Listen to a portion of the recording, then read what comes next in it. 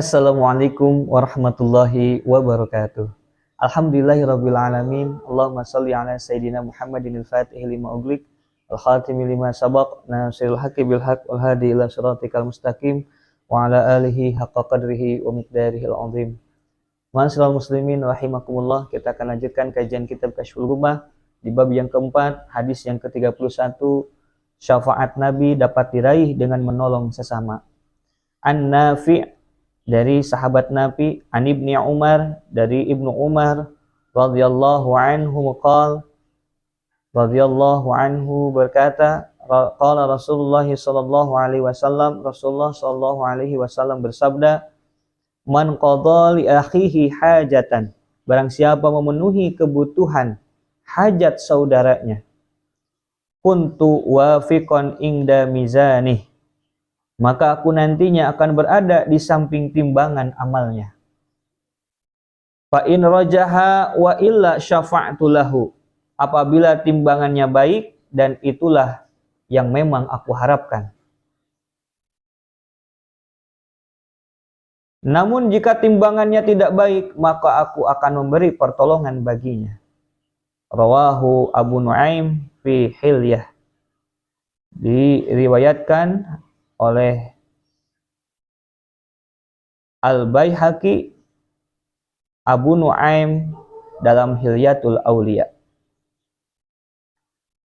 Ma'asyiral muslimin rahimakumullah, hadis ini menambah motivasi untuk kita semua bahwa barang siapa yang memenuhi kebutuhan hajat saudaranya, ketika kita mampu menolong saudara-saudara kita sesama muslim dengan ridho, dengan keikhlasan, hanya mengharap ridho Allah, maka aku nanti akan berada di sampingnya, kata Rasulullah SAW, ketika orang tersebut sedang dihitung, sedang ditimbang amal-amal kebaikannya.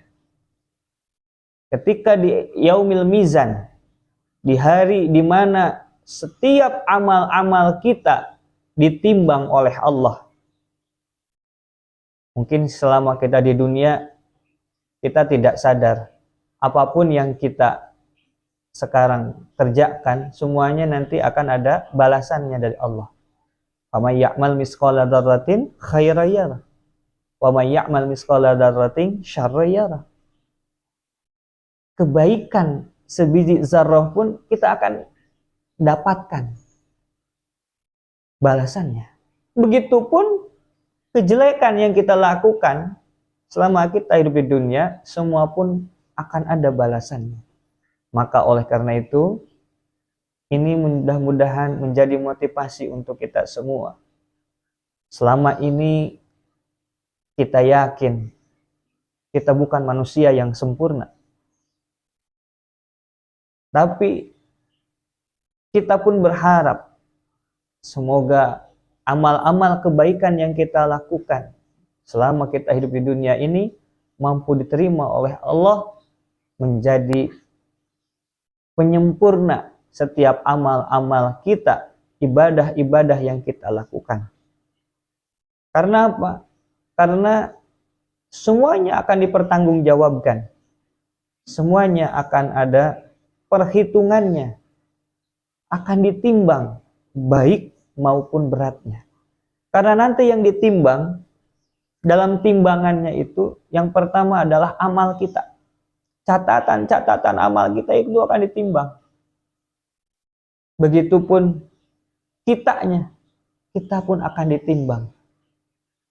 Apakah lebih banyak pahala kebaikannya, dan itu yang Rasulullah SAW harapkan, ataukah timbangan tidak baiknya lebih berat dibanding timbangan amal kebaikannya, maka aku akan memberinya syafaat pertolongan baginya, kata Rasulullah SAW. Inilah keutamaan, kehebatan bagi orang-orang yang selalu melakukan kebaikan. Orang yang selalu melakukan kebaikan, Allah jamin di sini akan diberikan oleh Allah pertolongan, Jangankan hanya pertolongan di dunia, tapi pertolongan juga nanti di akhirat. Kita melakukan kebaikan itu bukan untuk mati. Karena mati hanya perpindahan tempat, intiqalu min dari dunia ila dalil akhirah. Tapi kita melakukan kebaikan adalah untuk kebaikan dunia kita dan kebaikan akhirat kita. Di dunia kita akan diberikan pertolongan oleh Allah, dicukupkan segala kebutuhan kita. Dan nanti di akhirat Allah akan menyelamatkan kita dengan syafaat dari Rasulullah Shallallahu Alaihi Wasallam. Mudah-mudahan kita termasuk orang-orang yang akan mendapatkan pertolongan Allah, syahidun fid dunya, kebahagiaan di dunia, maupun syahidun fil akhirah, kebaikan di akhirat. Sebagaimana ketika kita selalu melakukan amal kebaikan, otomatis nanti akan memberatkan kebaikan kita ketika ditimbang di yaumil mizan. Dengan apa cara memperberat timbangan amal kita nanti di yaumil mizan? Adalah dengan selalu membacakan kalimah thayyibah. Kalimah thayyibah, subhanallah, walhamdulillah, wala ilaha illallah, wallahu akbar. Dalam hadis lain Rasulullah mengatakan, ketika kita sering membaca kalimah thayyibah, zikir, ketika selesai melaksanakan sholat 5 waktu, kita membaca subhanallah 33 kali, alhamdulillah 33, Allahu akbar 33, la ilaha illallah 100. Maka itu akan memberatkan timbangan kita nanti di yaumil mizan. Namun sebaliknya, ada yang memberatkan timbangan kejelekan. Apa itu? Ghibah. Ghibah ini malah akan memberatkan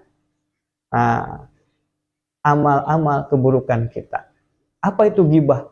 Membicarakan keburukan orang lain. Sehebat apapun amal-amal kebaikan kita, ketika kita ghibah kepada orang lain, itu akan merusak, membuat kita bangkrut di akhirat. Kenapa? Karena amal-amal kebaikan kita akan habis untuk membayar kejelekan-kejelekan kita terhadap tetangga-tetangga kita, tentang orang-orang yang kita gibah, kita bicarakan keburukannya, kita bongkar aibnya, maka Allah pun nanti akan membongkar aib orang tersebut. Oleh karena itu, mari bulan puasa ini kita jadikan momentum bagi kita untuk terus memperbaiki diri. Kita memperbanyak amal kebaikan. Kita menjauhi dari amal-amal yang membuat kita rugi. Jangankan di dunia, rugi juga di akhirat. Dan jaminan bagi orang yang mampu menolong kebutuhan saudaranya, maka Allah akan memberikannya pertolongan bukan hanya di dunia tapi juga di akhirat. Begitupun Rasulullah SAW akan berada di sampingnya ketika di yaumil mizan, dan ketika pahalanya lebih banyak, maka itu memang yang diharapkan oleh Rasulullah. Tetapi ketika memang amal keburukan kita lebih berat, maka Rasulullah akan memberikan pertolongan untuk hambanya, untuk kita semua yang gemar melakukan tolong menolong, gemar membantu sesama dan memenuhi hajat saudaranya. Wallahu a'lam bishawab, wallahul muwaffiq ila aqwamit thoriq, wal afu minkum, wassalamualaikum warahmatullahi wabarakatuh.